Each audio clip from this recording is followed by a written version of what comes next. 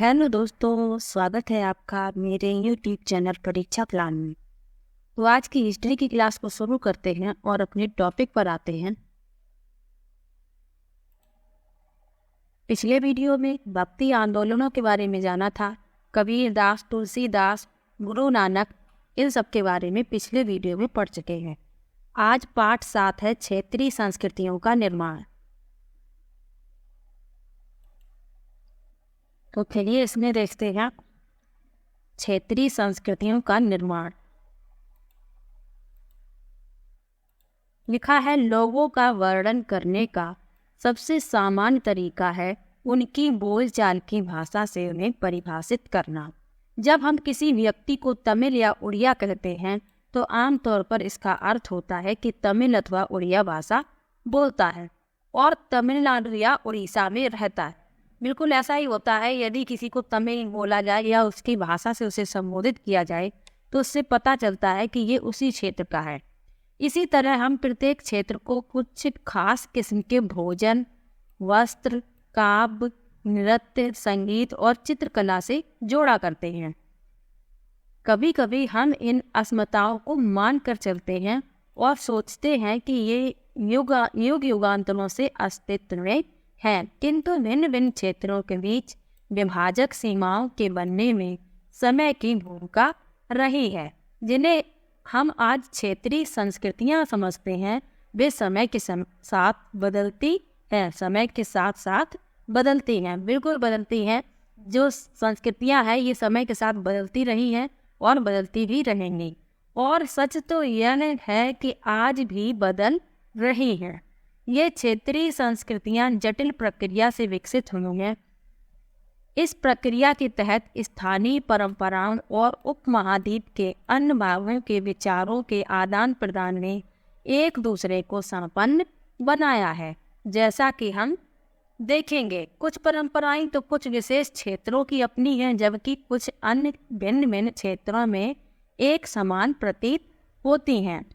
परंतु इसके अतिरिक्त कुछ अन्य परंपराएं एक खास इलाके के पुराने रीति रिवाजों से तो निकली हैं, परंतु अन्य क्षेत्रों में जाकर उन्होंने एक नया रूप ले लिया है। आगे लिखा है, चेर और मलयालम भाषा का विकास।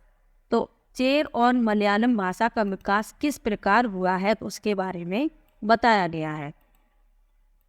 तो चलिए पढ़ते हैं। आइए भाषा और क्षेत्र के बीच अंतर संबंध के एक उदाहरण से अपना विश्लेषण प्रारंभ करें।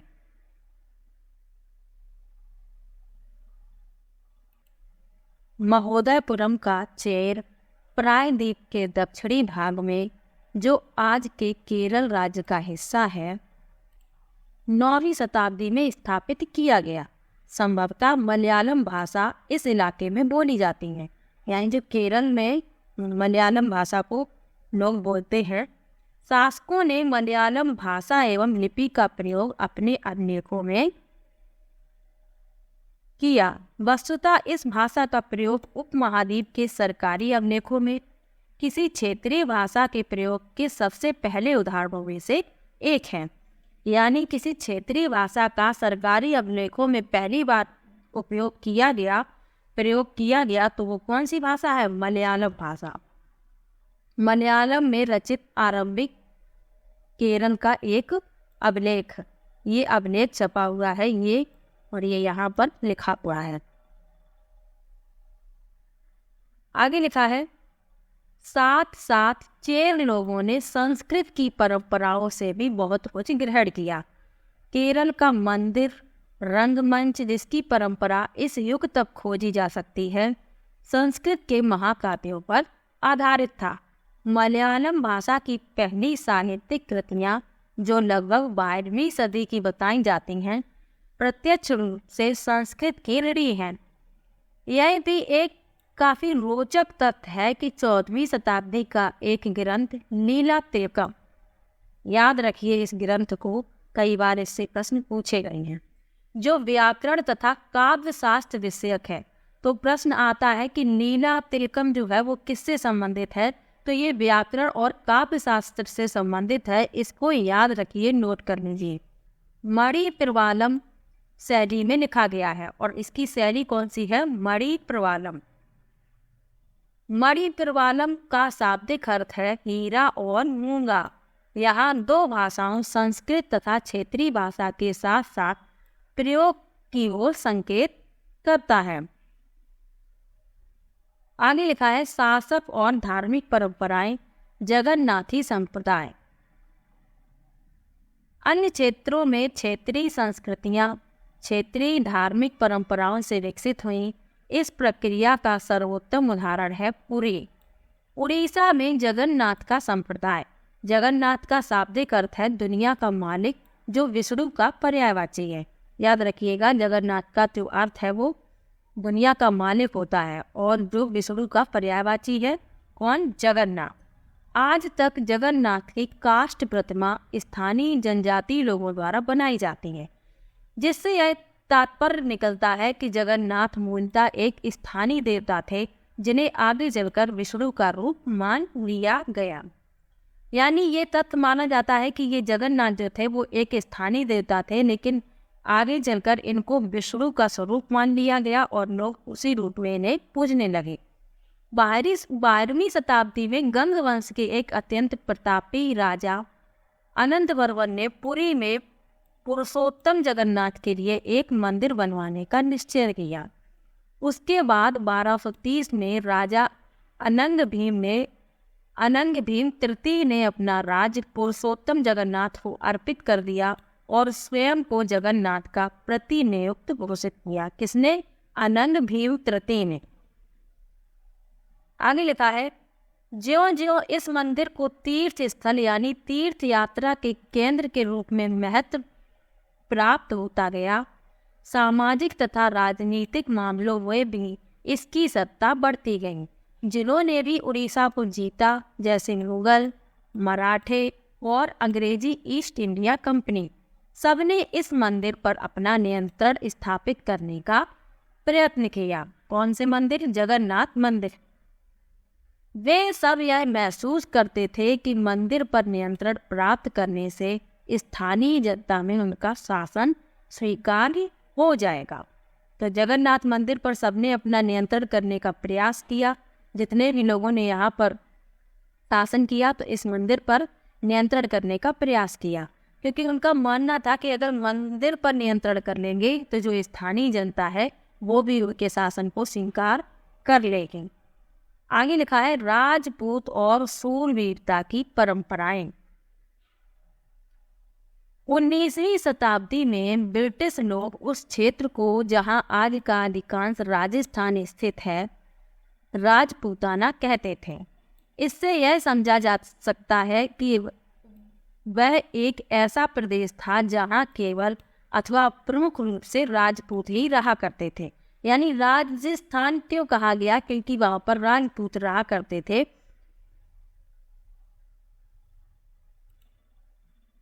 लेकिन यह बात आंशिक रूप से ही सत्य है।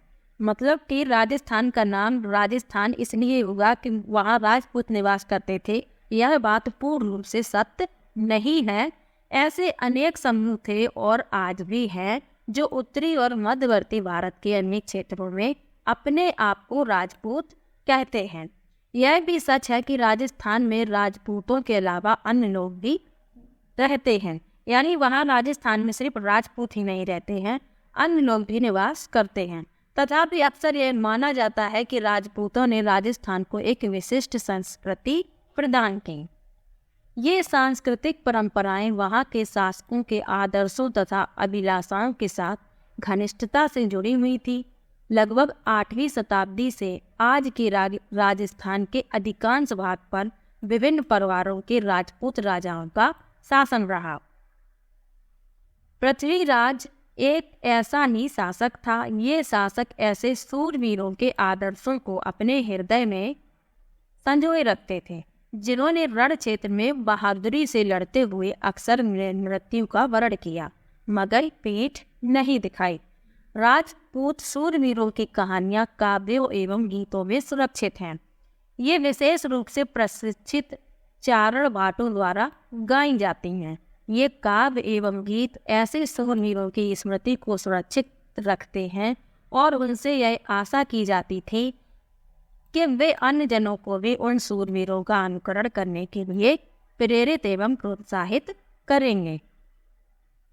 साधारण जन भी इन कहानियों से आकर्षित होते थे।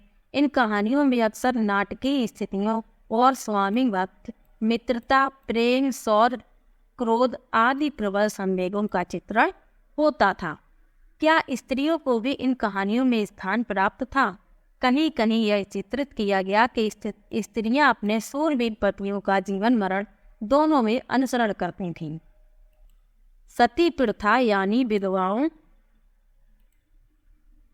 द्वारा अपने मृतक पतियों की चिता पर जिंदा जल जाने की प्रथा का भी कुछ कहानियों में उल्लेख पाया जाता है। इस प्रकार लोग सूरवीरता के आदर्शों का पालन करते थे। उन्हें अक्सर इस आदर्श के लिए अपने जीवन का बलिदान करना होता था। आगे लिखा है क्षेत्रीय सीमांतों से परे कथक नृत्य की कहानी। तो चलिए कथक नृत्य की कहानी भी पढ़ लेते हैं।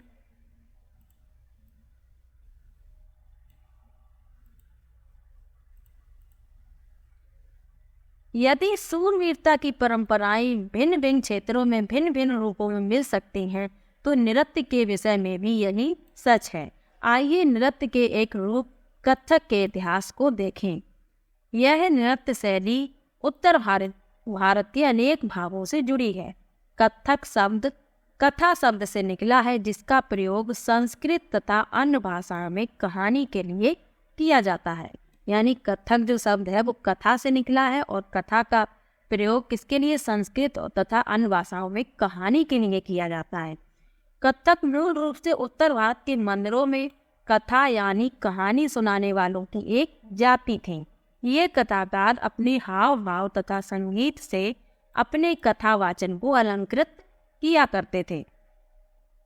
15वीं तथा 16वीं शताब्दियों में भक्ति आंदोलन के प्रसार के साथ साथ कथक एक विशिष्ट नृत्य शैली का रूप धारण करने लगा। राधा कृष्ण के पौराणिक आख्यान लोक नाट्य के रूप में प्रस्तुत किए जाते थे, जिसे रासलीला कहा जाता था। रासलीला में लोक नृत्य के साथ कथक कथाकार के मूल हाव भाव भी जुड़े होते थे।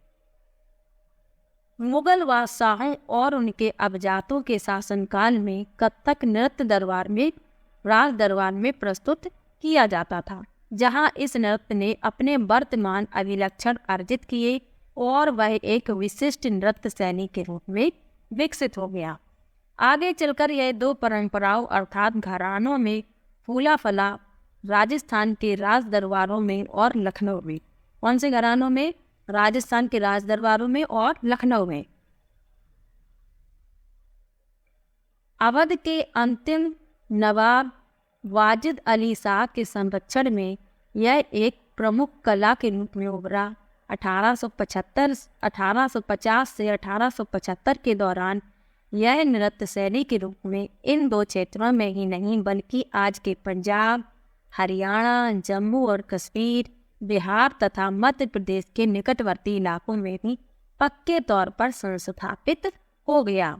इसकी प्रस्तुति में क्लिष्ट तथा द्रुत पद संचालन, उत्तम वेशभूषा तथा कहानियों के प्रस्तुतिकरण एवं अभिनय पर जोर दिया जाने लगा।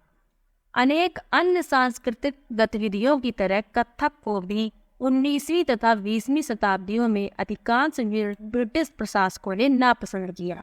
यानी जो ब्रिटिश प्रशासक आए तो उन्होंने कथक को बिल्कुल भी पसंद नहीं किया। फिर भी यह जीवित बचा रहा और गणिकाओं द्वारा पेश किया जाता रहा। स्वतंत्रता की प्राप्ति के बाद तो देश में इसे 6 शास्त्रीय नृत्य के रूप में मान्यता मिल गई। यानी जो 6 शास्त्रीय नृत्य थे उसमें कथक को भी मान्यता मिल गई। अब शास्त्रीय नृत्य के बारे में जान लेते हैं। यहाँ लिखा है किस कला रूप को शास्त्रीय माना जाए। इस प्रश्न का उत्तर देना अक्सर बहुत कठिन होता है। क्या हम उस रूप या शैली को शास्त्रीय कहते हैं जिसका विषय धार्मिक हो, अथवा क्या हम उसे शास्त्रीय इसलिए मानते हैं क्योंकि उसके लिए अत्यधिक कौशल की आवश्यकता होती है। जो कई वर्षों के लंबे प्रशिक्षण से ही प्राप्त होता है। अथवा यह शास्त्रीय इसलिए है क्योंकि यह निर्धारित नियमों के अनुसार ही प्रदर्शित या प्रस्तुत किया जाता है और उसमें विभिन्नताओं को प्रोत्साहन नहीं दिया जाता। ऐसे प्रश्न जिन पर हमें विचार करने की आवश्यकता है, यह भी स्मरणीय है कि बहुत से ऐसे नृत्य रूपों में जिन्हें लोक नृत्य की श्रेणी में रखा गया, वे विशिष्टताएं पाई जाती हैं जिन्हें शास्त्रीय रूपों का विशिष्ट लक्षण बताया जाता है। यद्यपि शास्त्रीय विशेषण का प्रयोग उन कला रूपों की श्रेष्ठता का सूचक हो सकता है, फिर भी यह हमेशा शब्दशः सही नहीं होता। अन्य नृत्य जिन्हें इस समय शास्त्रीय नृत्य माना जाता है निम्नलिखित हैं। कौन कौन से हैं? भरतनाट्यम, ये तमिलनाडु का है। कथकली केरल का है। ओडिसी उड़ीसा का। कुचिपुड़ी आंध्र प्रदेश और मणिपुरी मणिपुरम।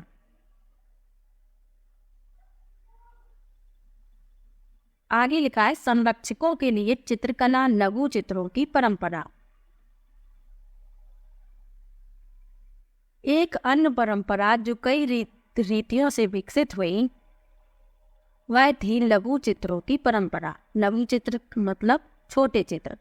लघु चित्र जैसा कि नाम से पता चलता है कि छोटे आकार के चित्र होते हैं जिन्हें आमतौर पर जल रंगों से कपड़े या कागज पर चित्रित किया जाता है। प्राचीनतम लघु चित्र ताल पत्थरों अथवा लकड़ी की तख्तियों पर चित्रित किए गए थे। इनमें से सर्वाधिक सुंदर चित्र जो पश्चिम भारत में पाए गए जैन ग्रंथों को सचित्र बनाने के लिए प्रयोग किए गए थे।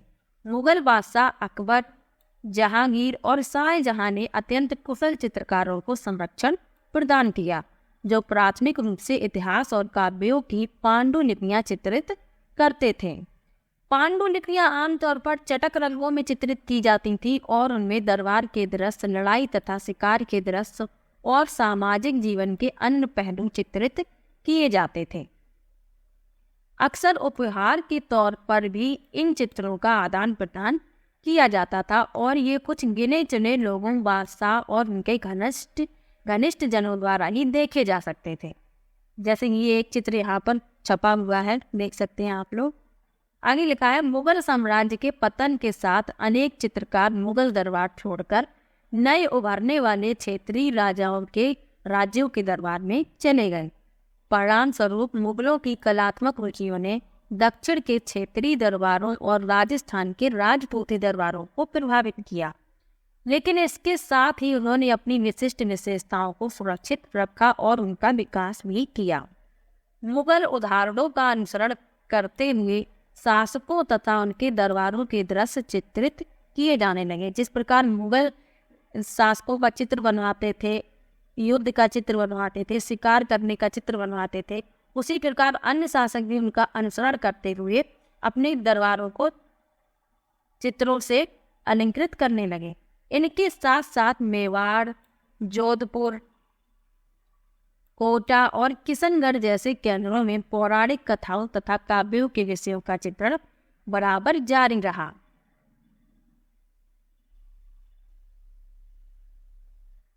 ये चित्र देख लीजिए, होली खेलते हुए महाराणा राम सिंह द्वितीय राजपूत लघु चित्र कोटा। ये होली का एक चित्र बना हुआ है, आप लोग देख सकते हैं। आगे लिखा है ऐसा ही एक अन्य क्षेत्र था आधुनिक हिमाचल प्रदेश के इर्द गिर्द हिमालय की तलहटी का इलाका। 17वीं शताब्दी के बाद वाले वर्षों में इस क्षेत्र में लघु चित्रकला की एक साहसपूर्ण एवं भावप्रवण शैली का विकास हो गया, जिसे बसोहली शैली कहा जाता है। यहाँ जो सबसे लोकप्रिय पुस्तक चित्रित की गई थी वह थी भानुदत्त की रसमंजरी। याद रखिए इसको, भानुदत्त की रसमंजरी। 1739 में नादिर शाह के आक्रमण और दिल्ली विजय के परिणाम स्वरूप मुगल कलाकार मैदानी इलाकों की अनिश्चितताओं से बचने के लिए पहाड़ी क्षेत्रों की ओर पलायन कर गए। उन्हें वहां जाते ही आश्रयदाता तैयार मिले, जिससे के फलस्वरूप चित्रकारी की कांगड़ा शैली विकसित हुई। 18वीं शताब्दी के मध्य भाग तक कांगड़ा के कलाकारों ने एक नई शैली विकसित कर ली, जिसे लघु चित्रकारी में जान डाल दी। उनकी प्रेरणा का स्रोत वहाँ की वैष्णव परंपराएं थीं। ठंडे नीले और हरे रंगों सहित कोमल रंगों का प्रयोग और विषयों का काव्यात्मक निरूपण कांगड़ा शैली की विशेषता थी। स्मरण रहे कि साधारण स्त्री पुरुष भी बर्तनों, दीवारों, कपड़ों, फर्श आदि पर अपनी कलाकृतियां चित्रित करते थे। जो आम जनता थी, साधारण स्त्री पुरुष, वो अपने घरों में ऐसी चित्रकारियां किया करते थे। घरों की दीवारों पर, फर्शों पर, बर्तनों में आदि को चित्रों से अलंकृत किया करते थे। कला के इन नमूनों में से कुछ ही बच पाते थे। इसके विपरीत लघु चित्र राजमहलों में सावधानी पूर्वक बंगाल नजदीक से एक नजर, एक क्षेत्रीय भाषा का विकास। तो चलिए इसको पढ़ते हैं। जैसा कि हमने प्रारंभ में देखा था, हम अक्सर क्षेत्रों के नाम वहाँ के निवासियों द्वारा बोली जाने वाली भाषा के अनुसार निर्धारित करते हैं। इसलिए हम यह मान लेते हैं कि बंगाल के लोग हमेशा बंगला ही बोलते थे। किंतु यह एक दिलचस्प बात है कि आज बंगाली संस्कृत से निकली हुई भाषा मानी जाती है। यानी जो बंगाली भाषा है वह संस्कृत से निकली है, यह माना जाता है। प्रारंभिक ईसा पूर्व प्रथम शताब्दी के मध्य भाग के संस्कृत ग्रंथों के अध्ययन से यह पता चलता है कि बंगाल के लोग संस्कृत से उपजी हुई भाषाएं नहीं बोलते थे। तो फिर नई भाषा का उद्भव कैसे हुआ? ये यहाँ पर एक चित्र छपा हुआ है, आप लोग देख सकते हैं। यहाँ लिखा है, सबसे पहली बंगाली रामायण के तालपत्र की पांडुलिपि का एक पृष्ठ ये छपा हुआ है। ईसा पूर्व चौथी-तीसरी शताब्दी से बंगाल और मगध के बीच वाणिज्यिक संबंध स्थापित होने लगे थे, जिसके कारण संभवतः संस्कृत का प्रभाव पड़ता गया होगा। चौथी शताब्दी के दौरान गुप्त वंशी शासकों ने उत्तरी बंगाल पर अपना राजनीतिक नियंत्रण स्थापित कर लिया। कब? चौथी शताब्दी के दौरान। और वहाँ ब्राह्मणों को बसाना शुरू कर दिया। यानी जब गुप्त वंश के शासकों ने उत्तरी बंगाल पर अपना नियंत्रण कर लिया तो वहाँ पर उन्होंने ब्राह्मणों को बसाया। इस प्रकार गंगा की मध्य घाटी के भाषाई तथा सांस्कृतिक प्रभाव अधिक प्रबल हो गए। और 7वीं शताब्दी में चीनी यात्री वेदसांग ने यह पाया कि बंगाल में सर्वत्र संस्कृत से संबंधित भाषाओं का प्रयोग हो रहा था। 8वीं शताब्दी से पाल शासकों के अंतर्गत एक क्षेत्रीय राज का उद्भव हो गया। 14वीं से 16वीं शताब्दियों के बीच बंगाल पर सुल्तानों का शासन रहा, जो दिल्ली में स्थित शासकों से स्वतंत्र थे। 1586 में जब अकबर ने इस प्रदेश को जीत लिया, कौन से प्रदेश को? बंगाल को, तो उसे सूबा माना जाने लगा। उस समय प्रशासन की भाषा तो फारसी थी, लेकिन बंगाली एक क्षेत्रीय भाषा के रूप में विकसित हो रही थी। वस्तुतः 15वीं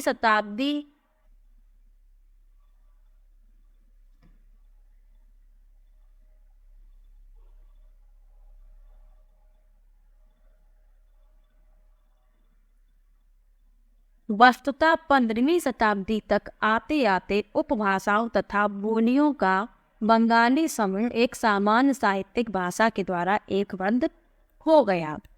यह साहित्यिक भाषा उस क्षेत्र के पश्चिमी भाग की बोलचाल की भाषा थी। यानी जो साहित्यिक भाषा थी जो उस भाग के पश्चिमी भाग की बोलचाल की भाषा थी, जिसे अब पश्चिमी बंगाल कहा जाता है, जिसे अब वर्तमान में पश्चिमी बंगाल कहा जाता है। यह जो साहित्यिक भाषा थी उसी क्षेत्र की बोलचाल की भाषा थी।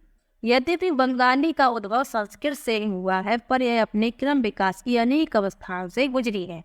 यानी उद्भव तो संस्कृत से हुआ है, लेकिन इसने विकास के लिए अनेक अवस्थाओं से सामना किया है। इसके अलावा गैर संस्कृत शब्दों का एक विशाल शब्द भंडार जो जनजातीय भाषाओं, फारसी और यूरोपीय भाषाओं सहित अनेक स्रोतों से इसे प्राप्त हुआ है, आधुनिक बंगाली का एक हिस्सा बन गया है। तो इसमें संस्कृत के अलावा भी जो शब्द हैं वो जनजातीय भाषाओं के हैं, फारसी की हैं और यूरोपीय भाषाओं के हैं। तो इस प्रकार ये आधुनिक बंगाली का हिस्सा बन गया। आगे लिखा है, बंगाली के प्रारंभिक साहित्य को 2 श्रेणियों में बांटा जा सकता है।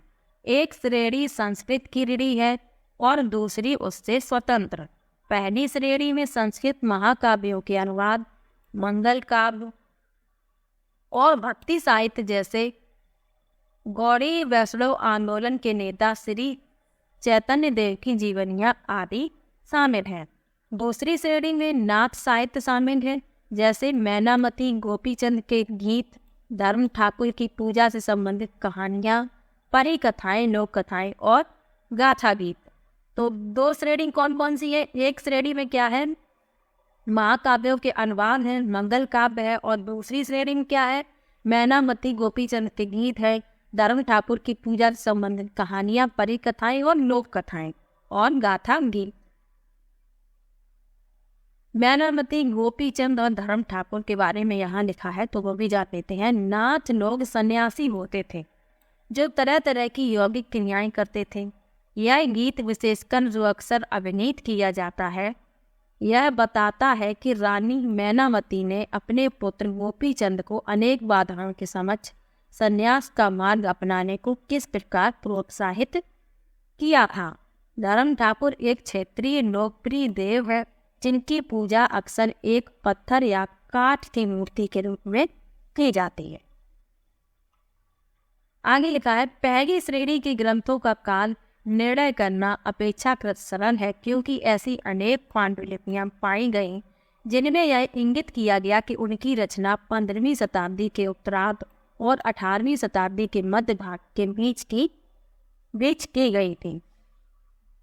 दूसरी श्रेणी की कृतियां मौखिक रूप से कहीं सुनी जाती थी, इसलिए उनका काल निर्णय सही नहीं किया जा सकता। वे खास तौर पर पूर्वी बंगाल में लोकप्रिय थी, जहां ब्राह्मणों का प्रभाव अपेक्षाकृत कम था। तो पहली श्रेणी का काल का निर्णय करना सरल है, परंतु जो दूसरी श्रेणी है उसके काल का निर्णय सही प्राप्त नहीं हो सका है। आगे लिखा है, पीर और मंदिर।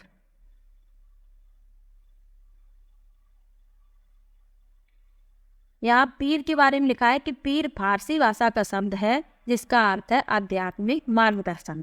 तो चलिए अब देखते हैं पीर और मंदिर के बारे में। 16वीं शताब्दी से लोगों ने बड़ी संख्या में पश्चिम बंगाल के कम उपजाऊ क्षेत्रों को छोड़कर दक्षिण पूर्वी बंगाल के जंगली तथा दलदली इलाकों में प्रवास करना शुरू कर दिया। यानी जो क्षेत्र कम उपजाऊ था उसको लोगों ने छोड़ दिया और जंगली दलदली इलाकों में प्रवास करना शुरू किया।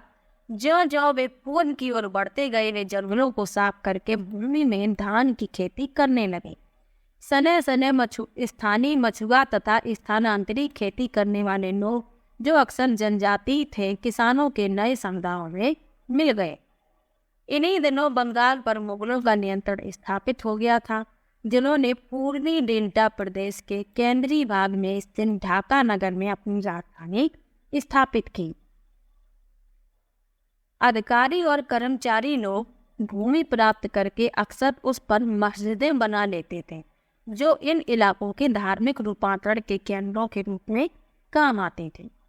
प्रारंभ में वहां बाहर से आकर यहाँ बसने वाले लोग इन अस्थिर परिस्थितियों में रहने के लिए कुछ व्यवस्था तथा आश्वासन चाहते थे। ये सुख सुविधाओं तथा आश्वासन उन्हें समुदाय के नेताओं ने प्रदान की। ये नेता शिक्षकों और निर्णायकों की भूमिकाएं अदा करते थे। कभी कभी ऐसा समझा जाता था कि इन नेताओं के पास अलौकिक शक्तियां हैं, स्नेह और आदर से लोग इन्हें पीर कहा करते थे।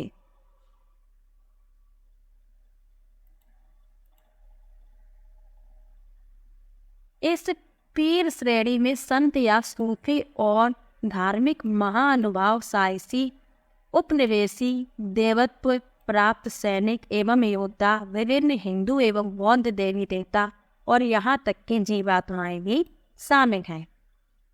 पीरों की पूजा पद्धतियाँ बहुत ही लोकप्रिय हो गई और उनकी मज़ारें बंगाल में सर्वत्र पाई जाती हैं। बंगाल में 15वीं शताब्दी के बाद वाले वर्षों में मंदिर बनाने का दौर जोरों पर रहा। कब से? 15वीं शताब्दी के बाद वाले वर्षों में, जो 19वीं शताब्दी में आकर समाप्त हो गया। 15वीं शताब्दी से शुरू हुआ और 19वीं शताब्दी में समाप्त हो गया। हमने देखा कि मंदिर और अन्य धार्मिक भवन अक्सर उन व्यक्तियों या समूहों द्वारा बनाए जाते थे जो शक्तिशाली बन रहे थे। वे इनके माध्यम से अपनी शक्ति तथा भक्ति भाव का प्रदर्शन करना चाहते थे।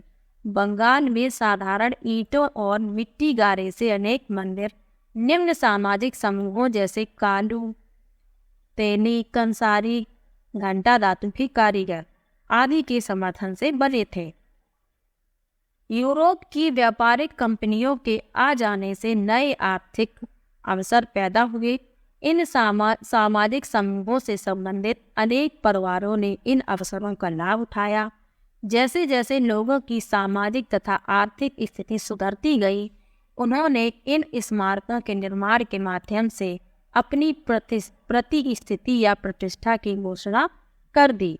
जब स्थानीय देवी देवता जो पहले गांव में छान छप्पर वाली झोपड़ियों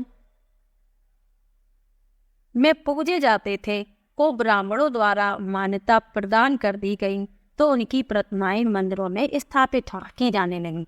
यानी जो देवी देवता झोपड़ियों में पूजे जाते थे, जब ब्राह्मणों ने उन्हें मान्यता दे दी तो उनकी प्रतिमाएं जो थी मंदिर में स्थापित कर दी गई। यहाँ पर एक ये चित्र छपा हुआ है, देख लीजिए। यहाँ लिखा है, गोपियों के साथ श्री कृष्ण श्यामपुर मंदिर से पक्की मिट्टी की एक पटिया विष्णुपुर। ये एक पटिया है, मिट्टी की पटिया। इस पर क्या है? श्री कृष्ण जो है गोपियों के साथ है, तो उनका चित्र यहाँ पर बना हुआ है। यहाँ पे भी कुछ चित्र छपे हुए हैं, इनको भी देख लीजिए। यहाँ लिखा है, एक दो चाला छप्परदार झोपड़ी, एक चौचाला मंदिर। ये पहले इस प्रकार, ये यहाँ पर एक झोपड़ी छपी हुई है, फिर ये एक मंदिर। आगे लिखा है, इन मंदिरों की शक्ल या आकृति बंगाल की छप्परदार झोपड़ियों की तरह दो चाला, दो छतों वाली या चौचाला होती थी। यानी दो चाला किसे कहते हैं? जिसमें दो छतें हों, और चौचाला किसे कहते हैं? जिसमें चार छतें हों। तो उसी प्रकार मंदिर का निर्माण जो है छप्परदार झोपड़ियों की तरह ही किया जाता था। इसके कारण मंदिरों की स्थापत्य कला में विशिष्ट बंगाली शैली का प्रादुर्भाव हुआ। अपेक्षाकृत अधिक जटिल चौचाला यानी चार छतों वाली ढांचे में चार त्रिकोणीय छतें चार दीवारों पर रखी जाती थीं, जो ऊपर तिर्यक रेखा या एक बिंदु तक जाते थे। मंदिर आमतौर पर एक वर्गाकार चबूतरे पर बनाए जाते थे। उनके भीतरी भाग में कोई सजावट नहीं होती थी, लेकिन अनेक मंदिरों की बाहरी दीवारें चित्रकारियों, सजावटी टाइलों अथवा मिट्टी की पट्टियों से सजी होते थे। कुछ मंदिरों में, विशेष रूप से पश्चिम बंगाल के बांकुड़ा जिले में विष्णुपुर के मंदिरों में ऐसी सजावटें अत्यंत उत्कृष्ट कोटि तक पहुंच चुकी थीं। यानी मंदिर अंदर तो बिल्कुल साधारण होते थे, पर उनके ऊपरी भाग पर सजावट का कार्य किया जाता था। आगे लिखा है, मछली भोजन के रूप में। तो परंपरागत भोजन संबंधी आदतें आमतौर पर स्थानीय रूप से उपलब्ध खाद्य पदार्थों पर निर्भर करती हैं। बंगाल एक तटीय नदी मैदान है। यहाँ मछली, धान की उपज बहुतायत से होती है, इसलिए यह स्वाभाविक है कि इन दोनों वस्तुओं को गरीब बंगालियों की भोजन सूची में भी प्रमुख स्थान प्राप्त है। मछली पकड़ना वहाँ का प्रमुख धंधा रहा है और बंगाली साहित्य में मछली का स्थान पर उल्लेख मिलता है। इससे ज़्यादा और क्या होगा कि मंदिरों और बौद्ध विहारों की दीवारों पर जो मिट्टी की पट्टियाँ लगी हैं, उनमें भी मछलियों को साफ करते हुए और टोकरियों में भरकर बाजार ले जाते हुए दर्शाया गया है। यानी प्राचीन काल से ही मछली पकड़ने का धंधा वहाँ पर चलता रहा है। और जो बौद्ध विहारों और मंदिरों की दीवारों पर जो चित्र बने हैं, उनमें भी इसी प्रकार के चित्र बने हुए हैं कि टोकरी में भरकर मछलियों को बाजार ले जा रहे हैं। ब्राह्मणों की सामिस भोजन करने की अनुमति नहीं थी, लेकिन स्थानीय आहार में मछली की लोकप्रियता को देखते हुए ब्राह्मण धर्म के विशेषज्ञों ने बंगाली ब्राह्मणों के लिए इसमें इस निषेध में ढील दे दी। बृहद धर्म पुराण, जो बंगाल में रचित 13वीं शताब्दी का संस्कृत ग्रंथ है, ने स्थानीय ब्राह्मणों को कुछ खास किस्मों की मछली खाने की अनुमति दे दी। यानी ब्राह्मण, जो बंगाल के ब्राह्मण है, उनको भी मछली खाने की अनुमति है। वो लोग मछली को खा सकते थे, उनको ये अनुमति दे दी गई थी। यहाँ पे एक चित्र बना हुआ है। घरेलू उपयोग के लिए मछली तैयार करते हुए विशालक्ष्मी मंदिर से पकी मिट्टी का एक फलक, आराम बाग। ये यहाँ पर एक चित्र बना हुआ है, आराम बाग। तो आज का ये लेसन यहीं पर समाप्त हो रहा है। अभ्यास में देख लेते हैं क्या क्या है। तो मिलान इसमें देख लेते हैं और ये एक एक नंबर के जो प्रश्न हैं इनको देख लेते हैं। तो इसमें मिलान करना है। अनंत वर्मन, तो इसका मिलान किया जाएगा उड़ीसा से। जगन्नाथ का पुरी से। महोदयपुरम केरल। नीलातिलकम केरल। मंगल काव्य कांगड़ा। और लघु चित्र बंगाल। बंगाल ही बचा है, तो लघु चित्र को बंगाल से मिलान हो जाएगा। अब ये एक एक नंबर के प्रश्न और हैं, इनको और देख लेते हैं। मणि प्रवालन क्या है? तो मणि प्रवालन जो है एक भाषा शैली है। इस भाषा में लिखी पुस्तक का नाम बताइए।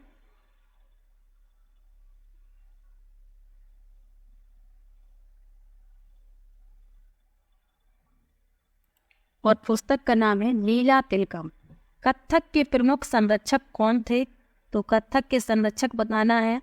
अवध के अंतिम नवाब वाजिद अली शाह के संरक्षण में यह एक प्रमुख कला के रूप में उभरा था। बंगाल के मंदिरों की स्थापत्य कला के महत्वपूर्ण लक्षण क्या हैं? तो यहाँ पर तो लक्षण बताने हैं। ये दो प्रश्न एक एक नंबर के एक एक शब्द के थे, तो इसलिए इनको बता दिया। तो आज का वीडियो यहीं पर समाप्त होता है। मिलते हैं एक और नई वीडियो के साथ। तब तक के लिए बाय बाय।